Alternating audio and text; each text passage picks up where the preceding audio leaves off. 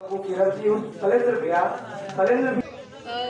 की सरकार जो यहाँ पे चल रही है, फल फूल रही है, उनकी मैं बात बताना चाहती हूँ। का घोषणा नहीं हुआ है।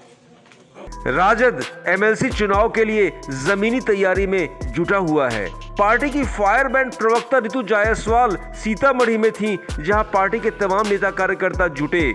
राजद ने सीधे सीधे बिहार की राजग सरकार को घेरा, वार्ड मेंबर से लेकर तमाम मुद्दों पर लपेट लिया।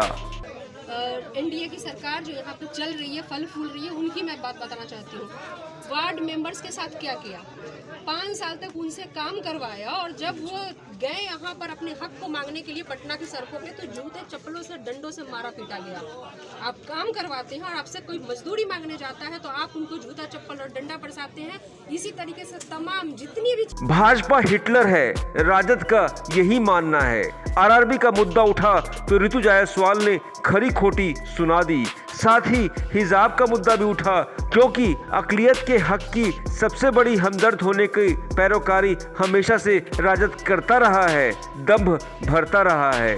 कौम को बांटने की राजनीति नहीं होनी चाहिए।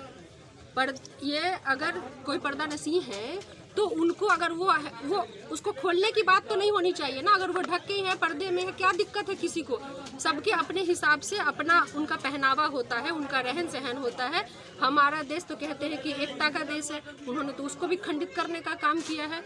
हम उनके बारे में कुछ कहना ही नहीं चाहेंगे जो कौम की राजनीति करते हैं, जो विभाजन की राजनीति। मैडम जी, सीतामढ़ी के परिहार में हुई इस बैठक में मुद्दे बेशक देश के तमाम थे, लेकिन असली मकसद विधान परिषद चुनाव थे।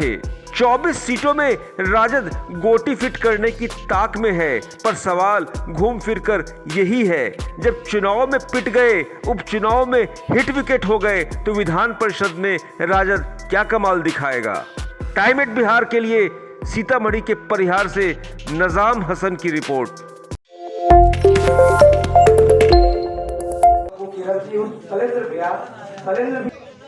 एनडीए की सरकार जो यहाँ पे चल रही है, फल फूल रही है, उनकी मैं बात बताना चाहती हूँ। का घोषणा नहीं हुआ है। राजद एमएलसी चुनाव के लिए जमीनी तैयारी में जुटा हुआ है। पार्टी की फायर बैंड प्रवक्ता ऋतु जायसवाल सीतामढ़ी में थी, जहां पार्टी के तमाम नेता कार्यकर्ता जुटे। राजद ने सीधे सीधे बिहार की राजग सरकार को घेरा, वार्ड मेंबर से लेकर तमाम मुद्दों पर लपेट लिया।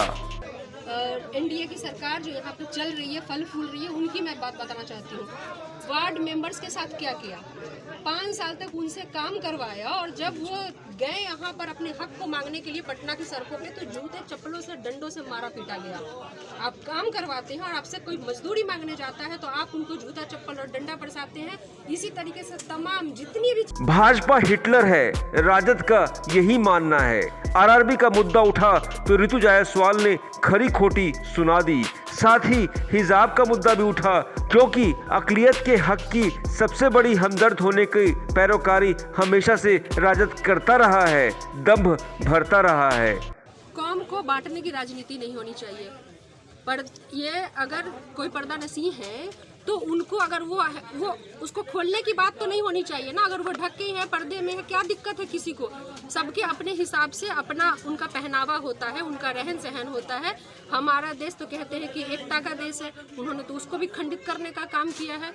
हम उनके बारे में कुछ कहना ही नहीं चाहेंगे जो कौम की राजनीति करते हैं, जो विभाजन की राजनीति। मैडम जी, सीतामढ़ी के परिहार में हुई इस बैठक में मुद्दे बेशक देश के तमाम थे, लेकिन असली मकसद विधान परिषद चुनाव थे।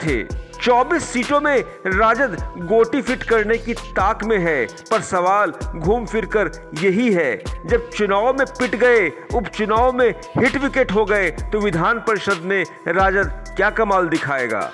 टाइम एट बिहार के लिए सीतामढ़ी के परिहार से नजाम हसन की रिपोर्ट।